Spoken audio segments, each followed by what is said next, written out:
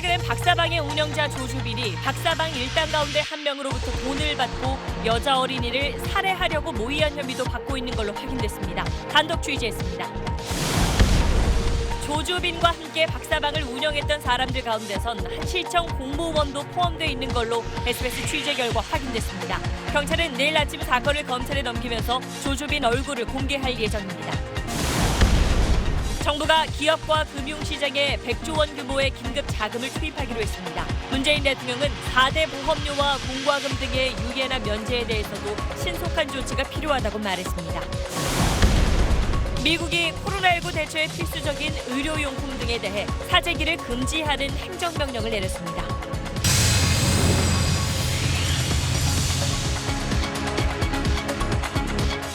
요즘 밖에서 애들 보기 힘들어. 맞아.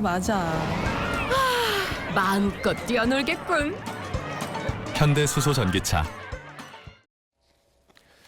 네, 미성년자들을 협박해서 찍은 성착취 영상을 박사방이라고 하는 텔레그램 대화방에 퍼뜨린 25살 조주빈의 이름과 얼굴을 어제 이 시간에 저희가 보도한 데 이어서 경찰도 오늘 조주빈의 신상을 공개했습니다.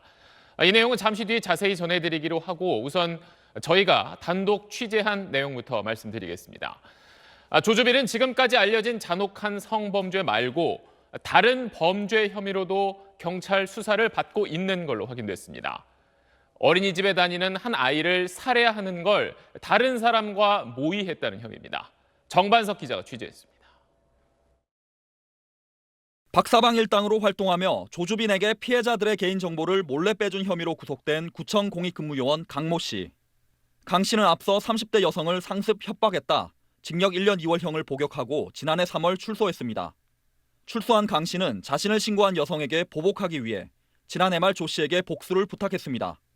부탁을 받은 조 씨는 이 여성의 딸이 다니는 어린이집을 찾아가 딸을 살해하겠다며 강 씨를 통해 어린이집 주소를 파악했습니다. 강 씨는 청부 대가로 조 씨에게 400만 원을 건넸는데 강 씨가 박사방 일당이 사는 아파트 소화전에 돈을 놓아두면 조 씨가 가져가는 방식이었습니다. 다행히 실제 범행으로 이어지진 않았지만 경찰은 이들에게 살인음모 혐의를 적용해 수사 중인 걸로 확인됐습니다. 우리 형법은 살인죄에 있어서는 예비를 하거나 음모한 자에 대해서도 처벌을 하고 있습니다. 음모란 2명 이상이 살인을 모의하는 것을 의미하는데요. 어린이집 주소를 알아본 것이 사실이라면 이 살인 음모죄의 적용 가능성도. 경찰은 조 씨의 사기 행각도 수사하고 있습니다. 조 씨는 지난해 12월 개인 방송을 하는 기자에게 접근해 정치인의 정보가 담긴 USB를 넘기겠다며 1,500만 원 상당을 뜯어낸 혐의도 받고 있습니다. SBS 정반석입니다. 네, 이와 함께 경찰은 조주빈과 함께 텔레그램에서 박사방을 조직적으로 운영했던 사람들을 쫓고 있습니다. 조주빈은 유료 회원들을 포섭한 뒤에 현금 관리라든지 회원 모집 또 홍보 같은 역할을 맡겼는데 저희 취재 결과 그 운영진 가운데는 공무원도 포함되어 있는 걸로 확인됐습니다. 계속해서 홍영재 기자의 단독 보도입니다. 경찰이 밝힌 박사방 운영진은 주범격인 조주빈을 포함해 모두 14명입니다. 이 가운데는 지방의 한 시청 8급 공무원도 포함되어 있습니다. 이 공무원은 유료회원을 모집하는 역할 등을 하다가 구속된 것으로 알려졌습니다. 1월 10일부터 출근 안 했네요. 직위해지 결정한 건 1월 23일인데 형사사건 구속에 대해서 우리는 이제 직위해제를 한 걸로. 조 씨는 박사방 유료회원들을 부하 직원을 포섭해 범행을 지시했는데 이들은 크게 범죄 수익을 나누는 역할, 피해자를 모아 성착취물을 만드는 역할, 그리고 회원을 모집하는 역할로 나눠집니다. 이 과정에서 서울과 수원의 동사무소에서 근무하는 공익근무요원 2명이 모집책 등의 역할을 했습니다. 이들 공익요원은 피해자 가족의 주소나 휴대전화 번호 같은 개인정보를 조회해 조 씨에게 넘겼고 피해자들을 협박하는 수단으로 이용됐습니다. 모집책 중엔 과거 해킹 등으로 수사를 받았던 사람도 포함되어 있습니다. 수원의 한 아파트는 범죄 수익을 전달하는 장소로 쓰였습니다. 회원들이 박사방에 입장하려고 지불한 가상화폐를 현금으로 바꿔 이 아파트 소화전에 놓고 가면 아파트 거주자인 운영진이 찾아 조 씨에게 택배를 통해 보내거나 직접 전달한 겁니다. 조 씨의 지시에 따라 박사방 유료회원들이 역할을 나눠 조직적으로 범죄에 가담한 것으로 읽히는 대목입니다.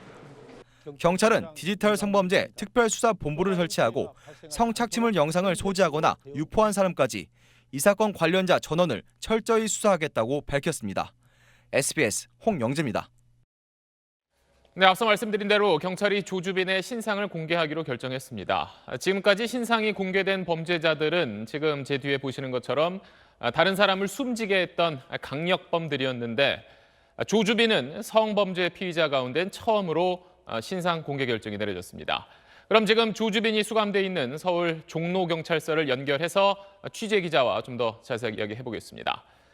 자, 김상민 기자, 먼저 경찰이 조주빈의 신상을 공개하기로 한 이유부터 설명해 주시죠. 네, 경찰 내부위원 7명으로 구성된 신상정보공개심의위원회는 국민의 알 권리를 보장하고 또 같은 범죄가 반복되는 걸 막자는 공익적 차원에서 조주빈의 이름과 나이, 얼굴을 공개하기로 했다고 밝혔습니다. 피의자 인권 침해와 주변인의 2차 피해 문제도 검토했지만 그런 사유들로는 신상 공개를 막지 못할 만큼 조 씨의 죄질이 나쁘다고 본 겁니다. 경찰은 조 씨가 불특정 다수 여성을 노예로 지칭하고 성착취 영상물을 만들어 퍼뜨린 범행 수법이 악질적이고 반복적이라고 밝혔습니다. 또 아동 청소년을 포함해 피해자가 무려 70여 명에 이르는 데다 영장이 발부돼 충분한 증거도 확보했다고 판단했습니다. 지금까지 신상이 공개된 이들은 모두 살인을 저지른 강력범들이었는데요. 조 씨는 성폭력 범죄 피의자로서 신상이 공개된 첫 번째 사례가 됐습니다. 그럼 경찰이 내일 조주빈을 검찰에 송치할 때 조주빈이 그럼 취재진 앞에 서게 되는 건가요? 네, 현재 조 씨는 이곳 종로경찰서 유치장에 수감돼 있는데요.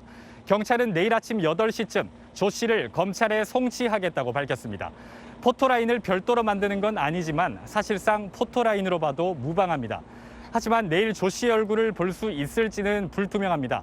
조 씨는 영장 심사를 받으러 법원에 갔을 때 마스크를 쓰고 모자를 눌렀었는데 내일도 본인이 마스크를 쓰고 나오겠다면 경찰이 제지할 방법은 없습니다. 지금까지 서울 종로경찰서에서 SBS 김상민입니다. 네, 그럼 지금까지 경찰 수사 내용을 정리해 보겠습니다. 미성년자를 상대로 한 잔혹한 성범죄 영상을 만들어서 올리거나 퍼뜨렸던 텔레그램 대화방은 지금까지 확인된 것만 여러 곳이 있습니다.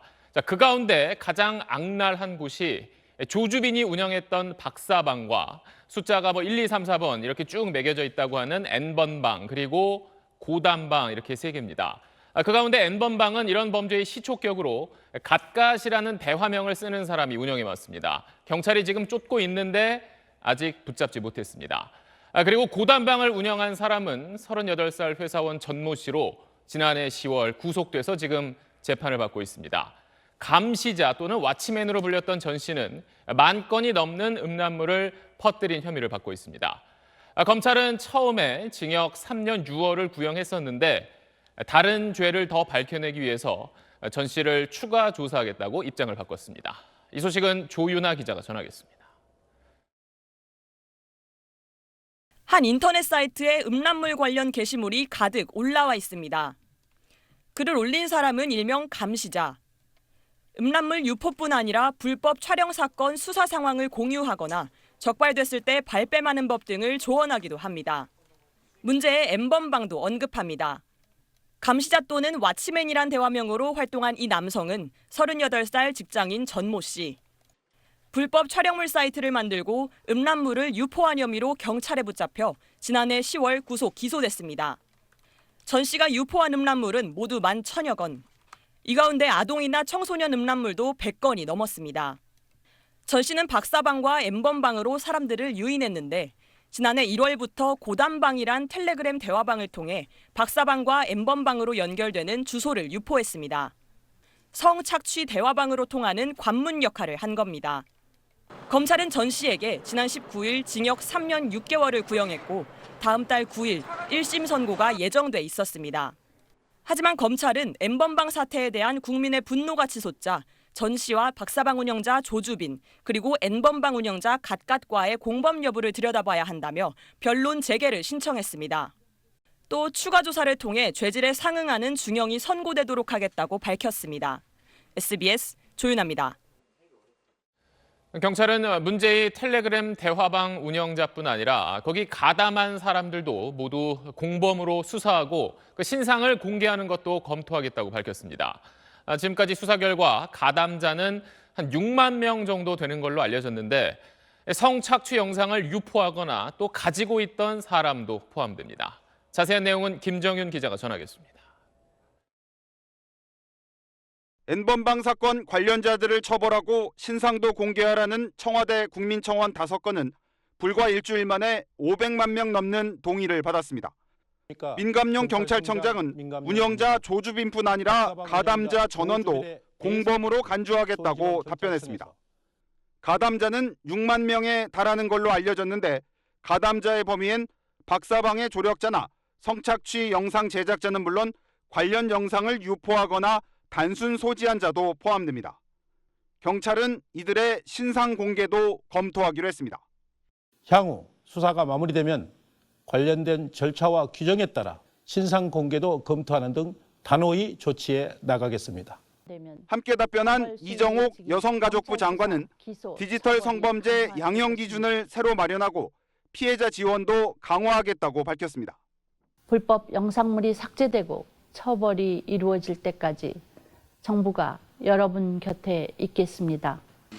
법무부도 별도 브리핑을 통해 범죄단체 조직제 적용까지 검토하고 N번방 영상을 소지하지 않고 시청만 했어도 처벌하는 방안도 검토하겠다고 밝혔습니다.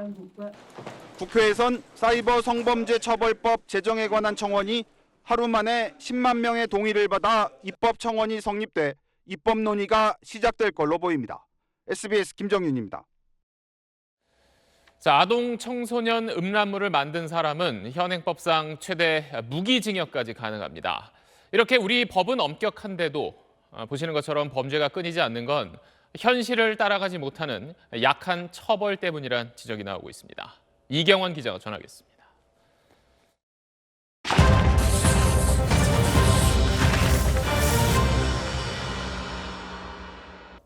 법에는 아동 청소년 음란물을 만들면 무기징역 또는 5년 이상의 징역에 처한다고 돼 있습니다. 이하가 아니라 이상입니다. 직접 제작하지 않더라도 청소년한테 영상물을 스스로 찍게 유도해도 음란물 제작과 마찬가지라는 대법원 판례도 있습니다. 법은 엄격합니다. 그러면 실제 재판은 어땠냐? 한국형사정책연구원이 지난해 발표한 건데 아동 청소년 음란물을 만든 사람들 판결 결과를 분석해보니까 징역형은 전체의 3분의 1 수준이었고 집행유예가 절반이 넘었습니다. 벌금형도 있습니다. 재판부 재량으로 형량을 깎아줬기 때문입니다. 한 판결문 보시면은 중학생과 주인 노예 관계를 맺고 몸을 촬영해 휴대전화로 보내도록 한 남성에게 징역 2년 6월, 집행유예 4년이 선고됐습니다. 형을 깎아준 이유, 피고인이 잘못을 반성한다, 피해자가 신고한 적 없다, 피해자가 지시한 행위를 거부한 정황도 없다. 이런 이유였습니다. 엄격한 법과 실제 처벌 사이의 간극은 컸습니다. 지금 제작자뿐 아니라 채팅방 회원들까지 강력하게 처벌해야 한다는 목소리가 큽니다. 청소년 음란물을 소지만 했다면 1년 이하의 징역, 2천만 원 이하의 벌금, 배포까지 했다면 7년 이하 징역, 5천만 원 이하 벌금입니다. 채팅방에서 미성년자에게 특정한 행동을 요구했고 이게 정말 실행됐다면 제작자와 공범이 될 수 있다는 게 법조계 해석입니다. SBS 이경원입니다. 네, 다음 소식으로 넘어가겠습니다. 코로나19로 가라앉은 경기를 살리기 위해서 전에 없던 대책들이 계속 나오고 있습니다. 지금부터는 그 내용 하나씩 살펴보겠습니다. 우선 경기도가 국내 광역자치단체 가운데 처음으로 한 사람당 10만 원씩 나눠주기로 했습니다. 소득에 상관없이 모든 주민에게 지급하기로 했습니다. 이현영 기자. 경기도는 지급 대상을 선별하지 않고 모든 도민에게 10만 원씩을 지급하는 이유를 이렇게 설명했습니다. 모두가 어려운데 복지 정책도 아닌 경제 정책에서 세금을 더 많이 낸 사람을 제외하는 이중차별을 할 수도 없었습니다.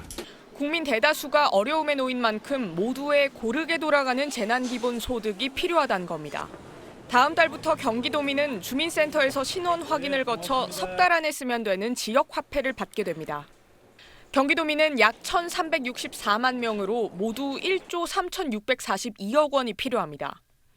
재원은 자동차 구입 채권 매출로 조성한 지역개발기금 7천억 원에 재난관리기금과 재해구호기금 등으로 조달하겠다는 계획입니다. 소득 구분 없이 모두에게 재난소득을 똑같이 지급하는 건 광역자치단체 중에 경기도가 처음입니다. 광역단체 17곳 가운데 재난소득 형태로 지급하는 곳은 11곳. 기초단체도 앞다퉈 긴급자금을 풀고 있습니다.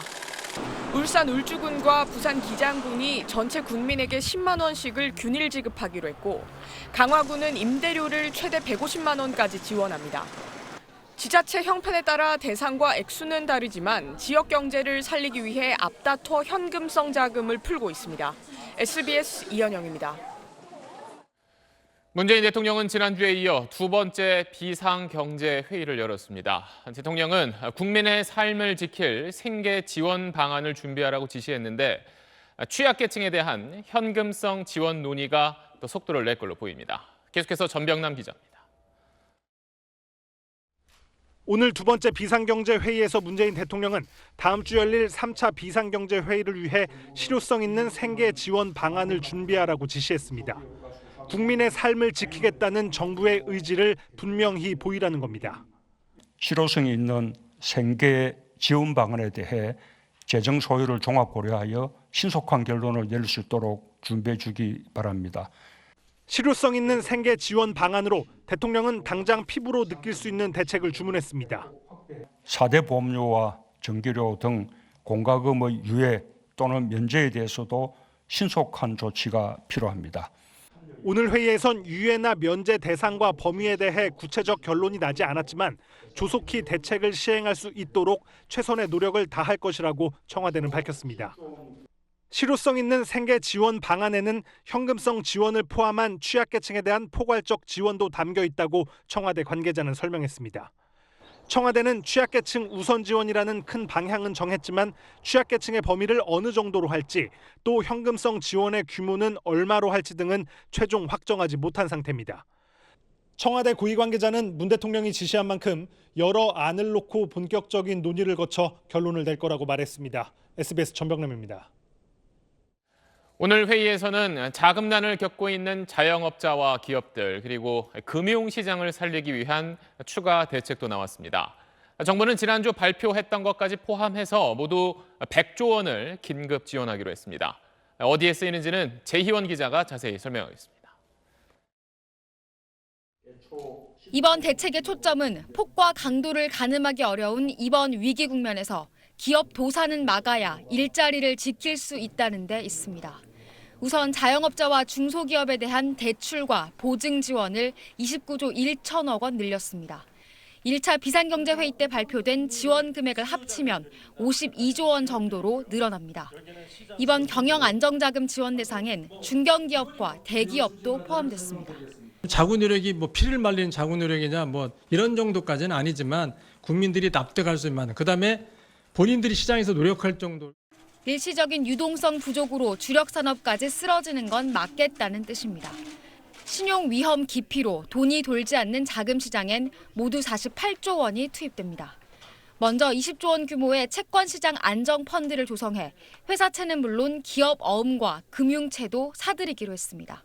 10조 원을 우선 가동한 뒤 나머지 10조 원을 추가 조성하기로 했습니다. 회사채 상환에 어려움을 겪는 중견기업과 대기업을 위해 기업이 20%를 갚으면 나머지 80%를 산업은행이 인수해주는 회사채 신속 인수제도 시행됩니다. 경색 조짐을 보인 기업 어음 등 단기 자금 시장에도 7조 원이 투입됩니다. 증시 불안에 대응하기 위해선 10조 7천억 규모의 증권시장 안정펀드를 조성해 다음 달부터 가동하기로 했습니다. 증시 수요 기반을 넓히기 위해 ISA, 즉 개인종합자산관리계좌에서 주식 투자도 허용할 방침입니다. SBS 재희원입니다. 네, 우리에 앞서 미국도 시장을 살리기 위해서 추가로 돈을 더 쏟아붓겠다고 발표했습니다. 사실상 무제한으로 돈을 풀겠다는 겁니다. 이렇게 나라 안팎에서 나온 경기 부양책에 힘입어 오늘 우리 증시는 큰 폭으로 올랐습니다. 전형우 기자입니다. 미국 경제는 서든 스톱으로 불릴 정도로 악화되고 있습니다. 실제 지난주 발표된 미국의 실업수당 청구 건수는 한 주 전보다 33% 급증했고 갈수록 폭증할 거란 전망이 나옵니다. 일부 투자은행은 미국의 2분기 경제 성장률이 마이너스 30%에 달할 거란 예측을 내놓을 정도입니다. 이런 상황에서 미 연준은 국채 매입 등을 통해 시장의 유동성을 공급하는 규모를 종전 7천억 달러에서 사실상 무제한으로 늘리기로 했습니다. 또한 3천억 달러 규모로 투자 적격 등급 회사채를 매입하는 프로그램도 도입했습니다. 연준이 민간 기업 회사채를 매입하는 건 2008년 글로벌 금융위기 때도 사용하지 않았던 초유의 대책입니다. 1920년대 대공황에 맞먹는 위기도 가정하고 대비한 조치로 평가됩니다. 미국과 뒤이은 한국의 시장 안정 조치에 힘입어 코스피와 코스닥 지수는 8% 이상 급반등했고 원달러 환율도 급락했습니다. 하지만 각국의 대책에도 불구하고 글로벌 경제 마비가 언제 풀릴지 알 수 없기 때문에 중앙은행의 발권력을 활용할 방안 등 추가적인 안전판이 필요하다는 의견도 제기됩니다. 기축통화국은 아니니까 좀 제약은 있는데요. 전 세계에서 다 비슷하게 이제 하고 있기 때문에 한국은행이 자금 유동성 지원을 해줄 수 있는 여지는 많이 있다고 봅니다. 현행법상 한국은행은 정부 보증이 없으면 회사채 매입이 불가능한 만큼 정부가 국회 동의를 받아 회사채 매입을 보증하는 방안까지 열어둘 필요가 있다는 겁니다. SBS 전영우입니다. 그럼 오늘 나온 내용들 경제부 박찬근 기자와 정리를 해보겠습니다. 앞서 이제 경기도가 모든 주민에게 10만 원씩을 주겠다 이렇게 발표를 했는데 이렇게 현금성 지원 방안이 정부 차원에서 추진될 가능성도 있을까요? 네, 결국은 모든 국민한테 지원을 하는 게 맞냐, 아니면 정말 어려운 계층에만 집중해서 지원을 하냐, 이런 문제인 건데요. 그렇죠. 경기도로 예를 들면은 1,300만 명한테 10만 원씩 주는 것보다 한 130만 명한테, 정말 어려운 사람들한테만 100만 원씩 주는 게 더 낫지 않냐, 이런 논란인 겁니다. 그렇죠. 선뜻 동의하기가 어렵다는 홍남기 부총리의 말이 정부 안의 시각을 좀 보여주고 있습니다. 별 효과도 없이 사람들 통장 잔고에 10만 원씩 넣어주는 것일 뿐 그 이상도 그 이하도 아니라고 평가절하하는 반응도 정부 내부에서 있었고요. 정부 내부에서는 찔끔 주고 생색내기보다는 정말 어려운 계층, 필요한 계층에 제대로 써야 한다는 의견이 많아서 쉽게 결론 나기가 좀 어려울 것 같습니다. 네. 그리고 또 정부가 이제 지난주 오늘 발표까지 합쳐서 모두 100조 원이 넘는 돈을 시장에 긴급 투입하기로 했는데 그래서 오늘 증시는 올랐어요. 시장 평가는 어떤가요? 오바마 대통령 시절에 경제보좌관을 했던 제이슨 퍼먼이라는 사람이 이런 말을 했습니다. 지금 상황에 대해서 적게 하는 것보다는 과도한 게 낫다. 새로운 프로그램을 만드는 거, 그리고 부작용, 아니면 이제 중복 지원 같은 걸 걱정하지 마라.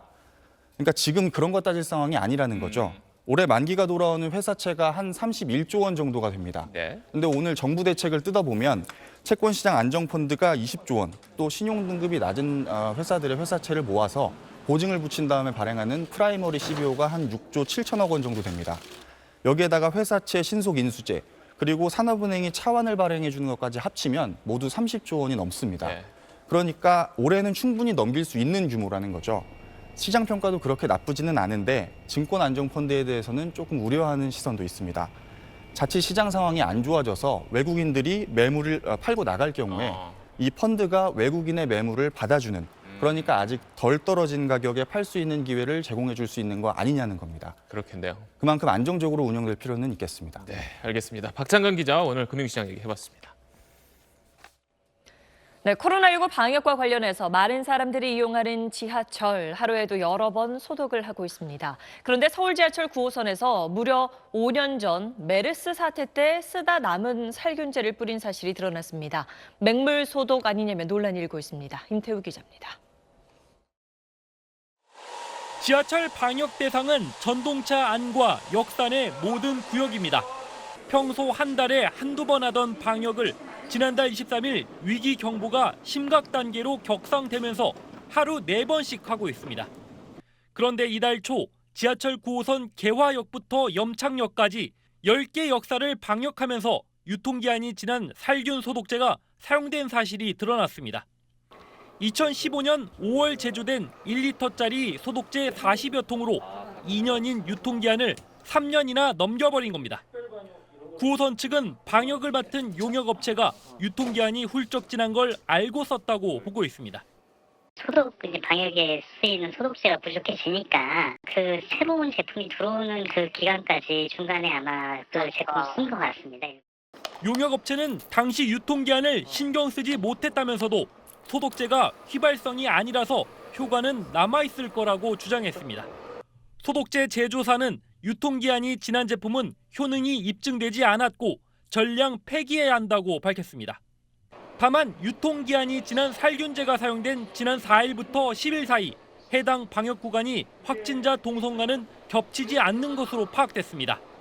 지하철 9호선 측은 해당 용역업체를 경찰에 고발했고 부당이익을 노렸는지도 따질 방침입니다. SBS 임태우입니다. 정부가 학생들 모이는 학원들을 대상으로 방역 지침 잘 지키는지 대대적인 현장 조사를 벌이기로 했습니다. 지침을 어길 경우 강제로 문을 닫게 할 수도 있다고 강조했습니다. 안상우 기자입니다. 입구에선 학생들의 체온을 일일이 측정합니다. 강의실에선 학생들이 모두 마스크를 쓰고 일정 간격을 두고 앉습니다. 코로나19 확산으로 방역 지침이 대폭 강화된 뒤 문을 연 학원들의 풍경입니다. 공부도 우리가 건강하고 안전해야 그 다음에 있을 수 있는 거니까. 정부가 세 차례나 개학을 연기하면서 지난달 말 60%에 육박하던 학원과 교습소의 휴원율은 지난주 30%대로 떨어졌습니다. 서울의 경우 이번 주 10%대까지 떨어졌습니다. 결국 정부는 학원에 대해서도 지자체가 한시적으로 운영을 제한할 수 있도록 했는데 이에 따라 서울 등 6개 지자체의 학원은 다음 달 5일까지 운영을 자제해야 합니다. 계속 운영할 경우엔 발열 확인, 마스크 착용 등 강화된 방역 지침을 따라야 하는데 이를 어길 경우 지자체가 집합금지 명령을 내릴 수 있습니다. 그럼에도 지침을 어긴 학원에는 벌금 300만 원을 부과하고 해당 학원에서 코로나19 감염이 발생한다면 입원과 치료 비용에 대한 구상권 청구까지 검토한다는 방침입니다. 앞으로 더 많은 지자체가 참여할 것이라 예상됩니다. 강력한 사회적 거리두기 운동에 동참하여 주시기 바랍니다. 교육부는 학교에 대해서도 개학 전 소독을 의무화하고 확진자가 나올 경우 14일간 등교를 중지하도록 하는 등 강화된 방역 대책을 마련해 안내했습니다. SBS 안상우입니다.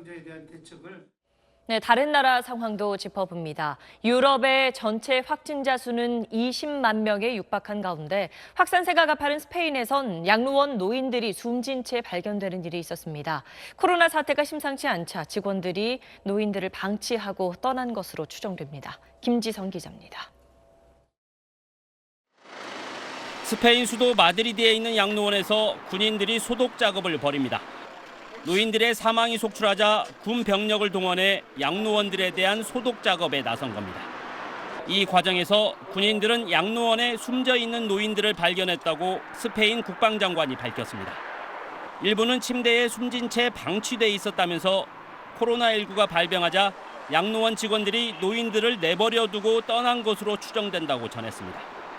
현지 언론은 양로원에 있던 100여 명의 노인들 가운데 10여 명이 숨졌으며 이 가운데 대부분이 코로나19에 감염된 상태였다고 보도했습니다.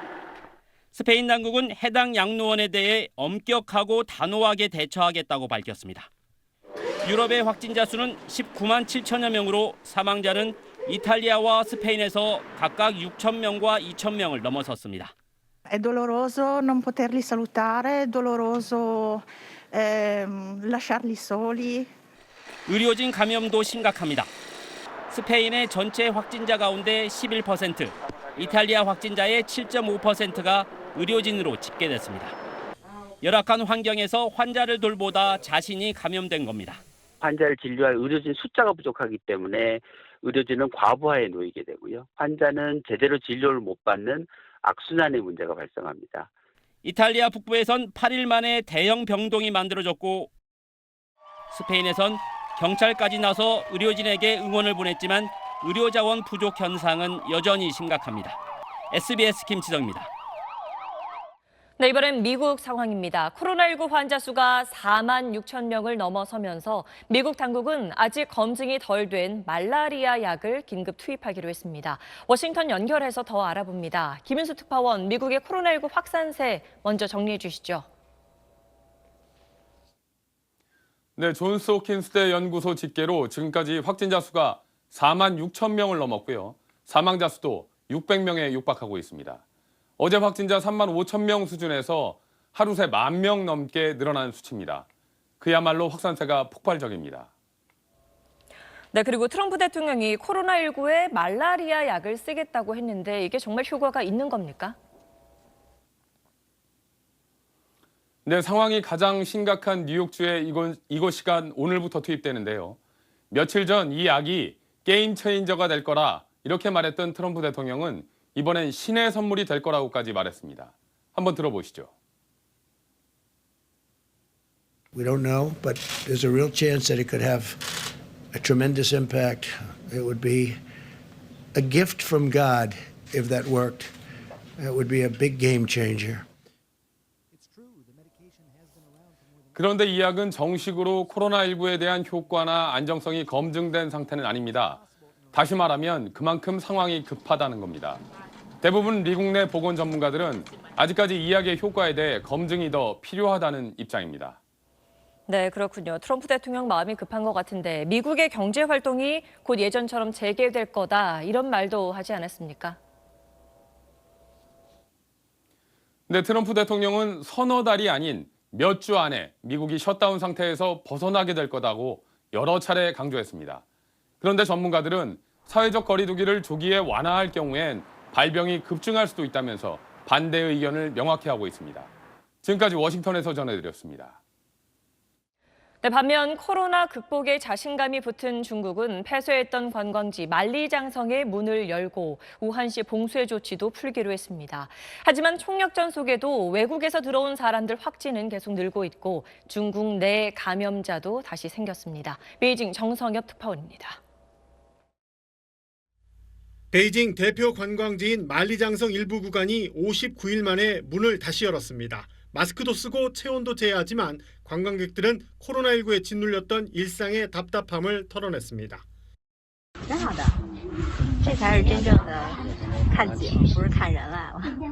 베이징뿐 아니라 중국 전역의 관광지도 앞다퉈 재개장하며 일상으로의 회복을 서두르고 있습니다. 우한을 제외한 후베이성 도시 봉쇄가 내일 새벽 0시부터 풀리는 가운데 바이러스 진원지인 우한시도 다음 달 8일 봉쇄가 해제돼 입출입이 가능해집니다. 우한 봉쇄령이 내려진 지 2달 반 만입니다. 시내 교통은 운행 재개를 눈앞에 두고 있습니다. 对于车载的乘客数量仍是我们车辆载客数的50%。 하지만 방역 총력전에도 불구하고 해외 역유입 확진자는 74명이 나와 수치가 치솟고 있습니다. 우한시에서도 한동안 없었던 감염자가 나와 중국 내 자체 발생 영해 행진도 끊겼습니다.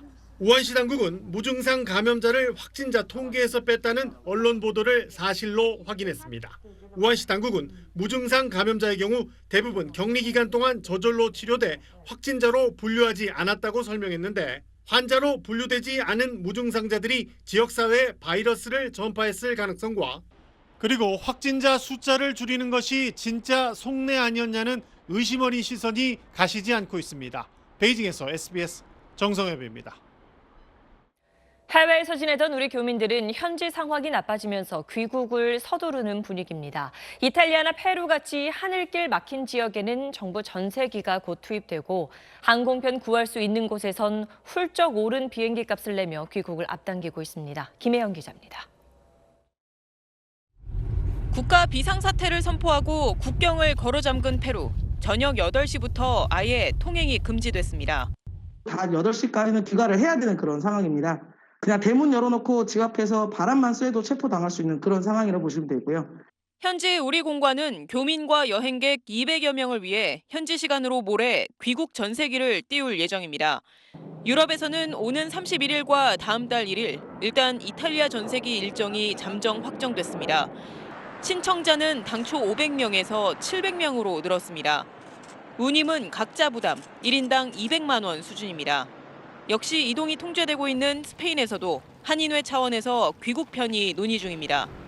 밖에 나가면 일단 벌금을 내야 돼요. 100유로부터. 마트 같은 데 가도 2명이서 같이 못 가고 혼자 가야 되고. 차는 잘 2명 있으면 600유로. 길이 뚫려 있다 해도 귀국길이 만만치 않습니다. 미국 뉴욕에서 인천까지 편도 항공권 가격이 약 380만 원, 평소 서너 배 수준으로 뛰었습니다. 중남미에서 유일하게 한국행이 가능한 멕시코에서도 마찬가지입니다. 지금 이거 멕시칸 페소인데 일정 변경을 하려고 하니까 90만 원을 요구하고 있어요. 정부는 우즈벡, 몽골, 필리핀 세부 등에서도 귀국 관련 지원을 하고 있습니다. 각국에서 귀국 행렬이 이어지면서 외부 유입에 대한 정부의 방역 태세도 점검이 필요해 보입니다. SBS 김혜영입니다. 국내에서는 어제 하루 환자가 76명 늘어 코로나19 확진자 수가 9,000명을 넘어섰습니다. 특히 어제 신규 확진자 가운데 30% 정도가 해외에 머물다 들어온 경우였습니다. 22명 가운데 18명은 유럽에서, 나머지는 미주에서 들어온 뒤 감염 사실이 확인된 건데, 이렇게 해외 유입 사례가 잇따르는 가운데 입국자 관련한 정부의 검역 방식은 오늘 일부 바뀌었습니다. 유럽발 모든 입국자에 대한 즉각적인 진단 검사 대신 증상이 없는 내국인의 경우 지역 보건소에서 검사 받도록 한 겁니다. 이유가 뭔지 자세한 내용을 박찬범 기자가 보도합니다. 방역당국이 코로나19 진단검사 결과가 나올 때까지 유럽발 입국자 전원을 공항이나 시설에 격리하던 검역 방식을 오늘부터 일부 수정했습니다. 유증상자는 기존 방식대로 하지만 무증상자는 격리시설 대신 자택으로 이동해 자가격리를 시행하고 사흘 안에 해당 지자체 보건소에서 코로나19 검사를 받도록 한 겁니다. 격리시설 부족으로 대기 시간이 길어져 입국자들의 불편이 크다는 지적 때문입니다. 공항에서 내려서 1시간을 캐리어 들고 서 있었죠. 버스로 타서 3시간을 기다렸어요. 여유가 생긴 입국자 검사 대기 격리시설은 유증상자 전용으로 전환됩니다. 그럼으로써 자원을 좀 더 유증상자 중심으로 집중해서 효율적으로 시행하도록 그렇게 하겠고. 과도하다는 지적을 받은 입국자 지원책에 대해선 진단검사와 치료비는 계속 지원하되 생활지원비는 주지 않기로 결론 내렸습니다. 생활지원비의 경우 내 외국인을 막론하고 자가격리에 대한 생활지원비를 지원하지는 않습니다. 입국은 개인의 선택이라는 점, 그리고 과도한 지원이 국내 유입을 유도하는 부작용을 낳을 수 있다는 점 등을 고려했다고 정부는 설명했습니다. SBS 박찬범입니다.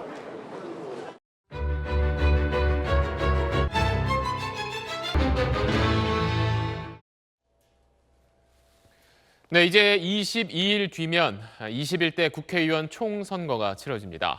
SBS는 오늘부터 전국을 10개 권역으로 나눠서 지역구별로 총선 관전 포인트를 짚어드리겠습니다. 오늘은 그 첫 순서로 여야 공천이 마무리된 강원도를 김민정 기자가 다녀왔습니다. 제가 찾은 이곳 강원도에는 총 8개 지역구가 있습니다. 4년 전 총선 땐 옛 새누리당이 6석, 민주당이 1석, 무소속이 1석을 가져갔습니다. 3년 전 대선과 2년 전 지방선거 때는 여당 후보들이 더 많은 득표율을 올렸습니다. 강원 정치 1번지 춘천, 철원, 화천, 양구, 갑부터 우선 가보겠습니다. 박원순 서울시장의 정무수석 출신으로 민주당 도당위원장인 허영 후보, 통합당 현역 재선의원으로 3선에 도전하는 김진태 후보, 강원도에서는 유일한 정의당 공천 엄재철 후보가 맞붙습니다. 춘천이 자랑스러워할 수 있는 현수 교체를 원하고 있습니다. 이번에야말로 힘 있는 3선의 힘이 꼭 필요한 때다. 거대한 촛불이 올랐을 때 엄재철은 제일 앞에서 주도했던 사람입니다. 춘천은 촛불 둘과 태극기 하나의 승부로도 불립니다. 지금 정부 전 잘하고 있다고 생각합니다. 저는 아직 그래도 좀 더 믿어봐야 된다고 생각합니다. 좀 많이 실망했고요.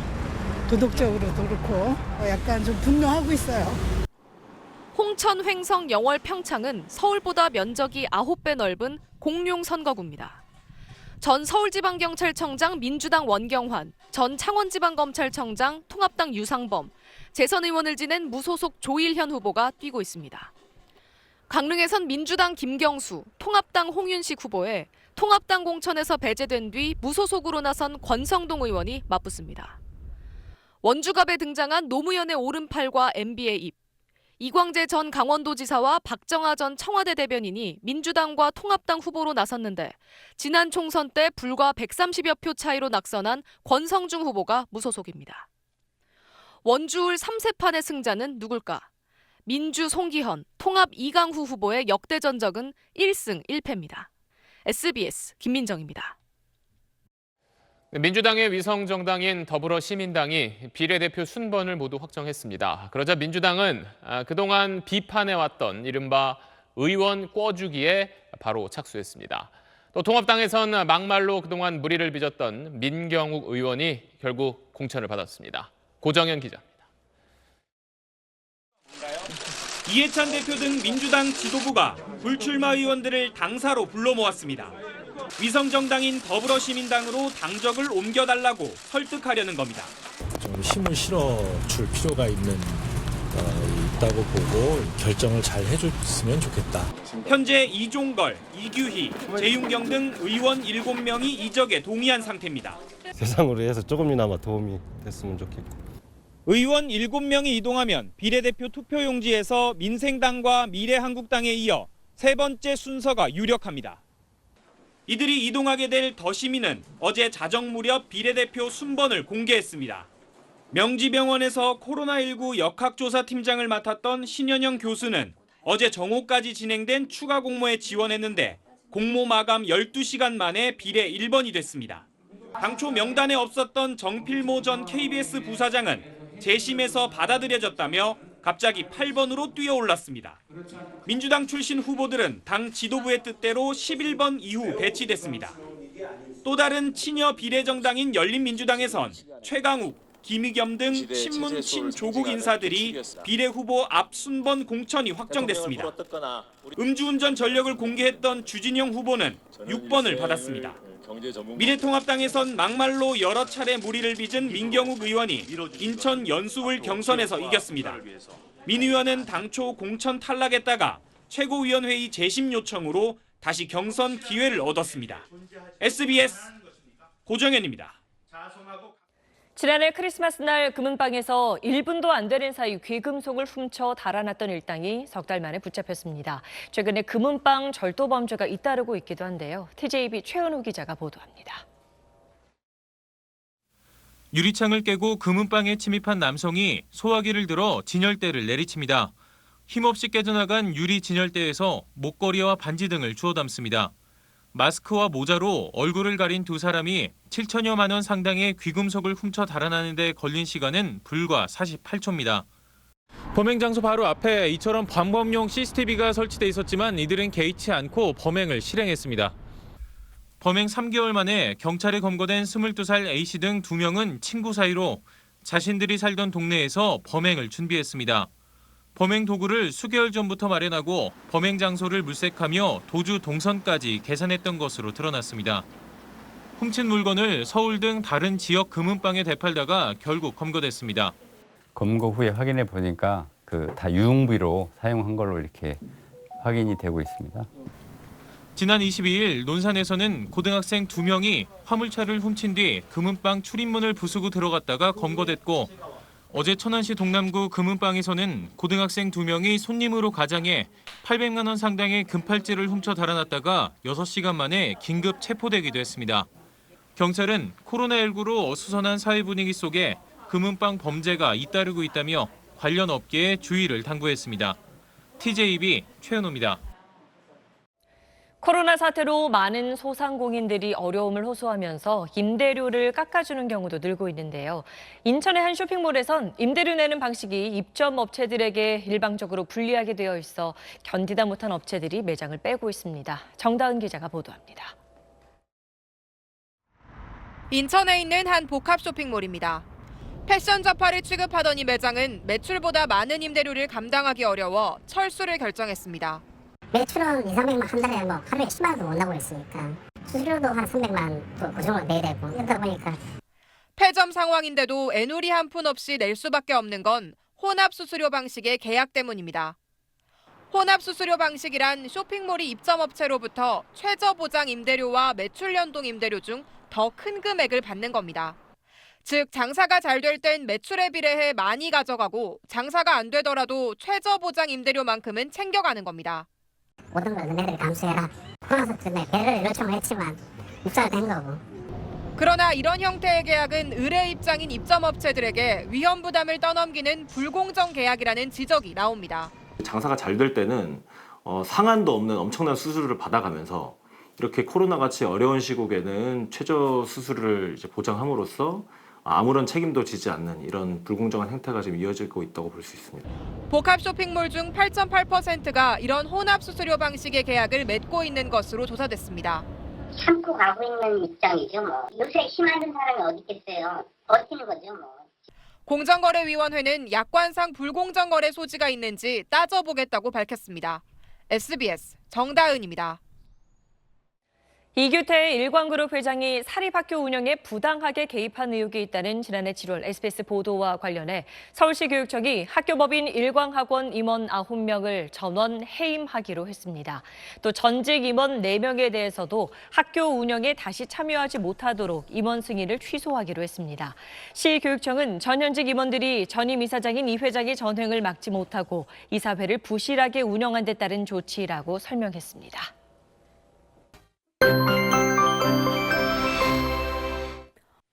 봄은 성큼 찾아왔는데 만기까지 못하는 게 정말 아쉽습니다. 내일은 조금 더 따뜻하겠는데요. 전국 대부분 지방 20도 안팎으로 오늘보다 기온이 더 높아지겠습니다. 다만 또다시 밤사이 대기가 정체됩니다. 내일도 보시는 것처럼 중서부를 중심으로 미세먼지 농도가 높아지는 곳이 꽤 많겠습니다. 내일도 일부 서해안을 제외한 전국 대부분 지방으로는 메마른 날씨가 이어지겠습니다. 서울의 아침 기온은 6도, 한낮 기온은 19도까지 오르면서 일교차 크게 벌어지겠습니다. 하늘에는 점차 구름이 많아지겠고요. 제주 지역은 흐려지면서 늦은 밤이 되면 비가 내리겠습니다. 모레가 되면 이 비가 전국으로 확대되면서 금요일까지 이어지겠는데요. 특히 제주와 남해안을 중심으로 강한 비가 집중될 것으로 예상됩니다. 날씨였습니다. 8시 뉴스 마칩니다. 고맙습니다.